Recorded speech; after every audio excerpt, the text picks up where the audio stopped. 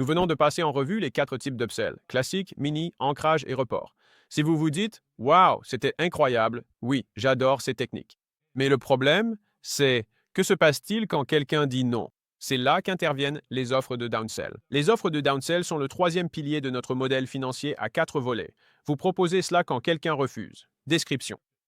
Dans la section précédente, nous avons utilisé des upsells pour augmenter les achats et le bénéfice. Les downsells suivent un refus du client. Nous trouvons une solution au budget du client. Nous proposons un downsell en modifiant le paiement ou l'offre, donc la façon dont il paie, combien et quand il paie. Ensuite, pour ce qu'ils reçoivent, nous ajustons la qualité, la quantité ou proposons autre chose. Voici donc ce qu'il ne faut pas faire. Voici donc les règles à ne pas suivre pour le downsell. Voici une histoire vraie d'un ami. J'ai acheté une voiture et le vendeur a essayé de me vendre une assurance auto en plus. Le prix de l'assurance au début était de 5 000 $. J'ai dit non, mais ensuite il a baissé le prix. J'ai encore dit non. Il n'a cessé de baisser le prix jusqu'à ce que la même assurance, initialement proposée à 5 000 $, soit maintenant à 400 $. J'ai refusé. Au début, j'ai dit non car c'était trop cher. À la fin, j'ai dit non car je n'avais plus confiance en lui. L'expérience m'a paru malsaine. Je me suis alors demandé s'il ne m'arnaquait pas aussi sur la voiture. À ce moment-là, je n'avais plus envie de lui acheter la voiture non plus. Comment ne pas faire de downsell? Les gens baissent le prix pour conclure une vente, mais même si vous concluez cette vente, le client remettra en question tous les autres prix que vous lui proposerez à partir de ce moment-là, ainsi qu'à toute personne à qui il en parlera. C'est ça le problème. Pas seulement eux, tout le monde aussi. Vous échangez donc la confiance contre un peu d'argent. Ça n'en vaut pas la peine. Voici la règle. Vous pouvez proposer quelque chose de différent pour moins cher, mais pas la même chose.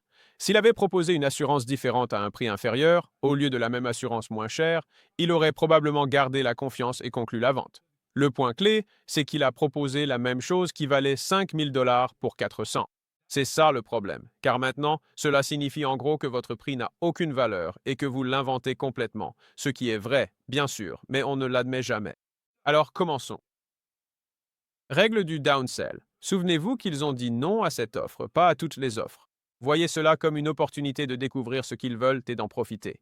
Les downsells sont des échanges. Quand vous faites un downsell, vous travaillez avec le client pour trouver une combinaison de concessions et d'avantages pour obtenir un accord. Donc, si vous donnez quelque chose, vous devez recevoir en retour. Personnalisez sans forcer. Découvrez ce qu'ils aiment ou non, puis proposez plus de ce qu'ils aiment et moins de ce qu'ils n'aiment pas à un prix adapté. Si quelqu'un refuse mon upsell de grande boisson, je peux proposer des alternatives. Je pourrais demander s'ils veulent une petite, un jus ou un café. Est-ce offensant de poser la question? Non, ce qui est offensant, c'est de ne pas proposer d'aide. Proposez la même chose différemment. Vous limitez les downsells à ce que vous avez déjà, alors voyez le downsell comme 100 façons de proposer ce que vous avez déjà, pas comme 100 offres différentes. Ne baissez pas votre prix juste pour vendre. D'accord? C'est le point que tout le monde continue de mal comprendre. Tout d'abord, baisser votre prix n'est pas un downsell, c'est une remise.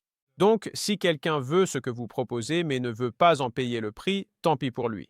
Vous pouvez aussi lui proposer de payer moins maintenant et plus sur la durée, ce qui correspond à un plan de paiement.